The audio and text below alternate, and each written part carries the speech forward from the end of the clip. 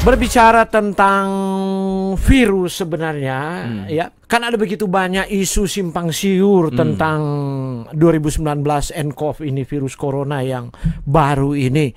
Ada yang sampai berita-berita hoax misalnya hanya menyebar melalui udara, tertular langsung lewat udara, sehingga orang jadi panik. Iya, kontak gitu kan?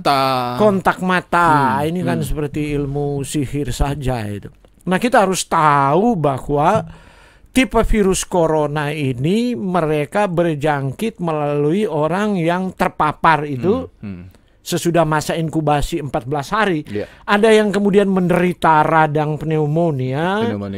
Tapi kemudian juga ada gejala-gejala dibilang pada ginjal dan itu kemudian yang secara cepat mematikan.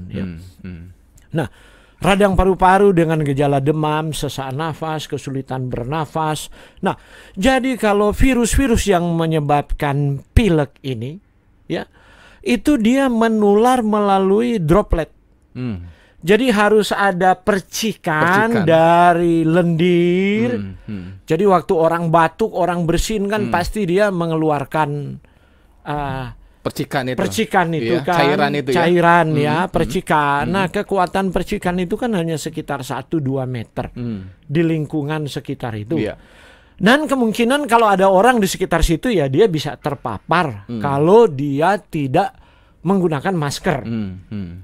Tapi bisa juga misalnya lewat cara lain, misalnya kontak lain, mungkin orang yang tidak menggunakan masker waktu dia batuk, dia tidak tahu dia terpapar virus itu, ya kemudian dia tutup dengan tangan, kemudian tangannya memegang ya handle pintu, benda-benda lain, ada kemungkinan, ya bisa. Seperti itu.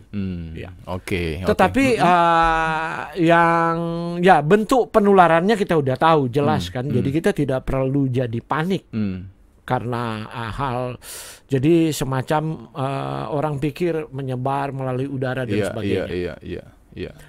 Nah, sekarang pertanyaannya kan, jadi apa sebenarnya yang terbaik yang dapat dilakukan oleh masyarakat? Tentu ya kita tahu aja flu biasa, kalau kita berada di tempat umum alangkah baiknya kita menggunakan masker. Kalau lagi musim flu terus ada orang flu di depan kita supaya kita tidak terpapar. Tapi coba kita perhatikan, kita di satu kantor lagi musim flu ya. Kemudian ada 2 orang flu, orang ketiga kemudian kena ya, orang keempat kelima nggak kena. Kita mungkin bertanya, kenapa dia nggak kena di musim flu ini? Kenapa saya kena? Kemudian orang mulai berpikir, jangan-jangan karena saya kurang tidur dan sebagainya. Jadi di sini kita dapat satu hal bahwa sistem imun seseorang akan berperan sangat penting waktu berhadapan dengan paparan virus corona. Jadi sistem imun seseorang ini penting sekali. Contoh yang terinfeksi sudah 44.000. 4.000. Meninggal sudah 1.100 meninggal kan.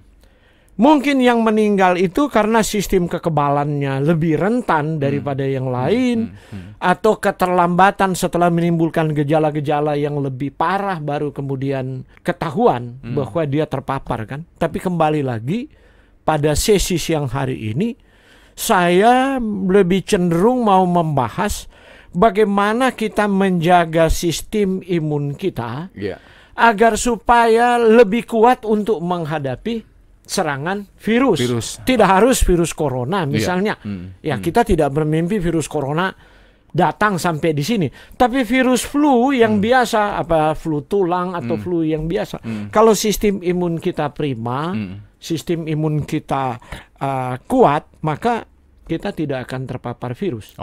Kita boleh terpapar, tapi tidak akan menyebabkan penyakit yang disebabkan oleh virus tersebut. Dipersembahkan oleh PT Unimax Power, didukung oleh Bio7.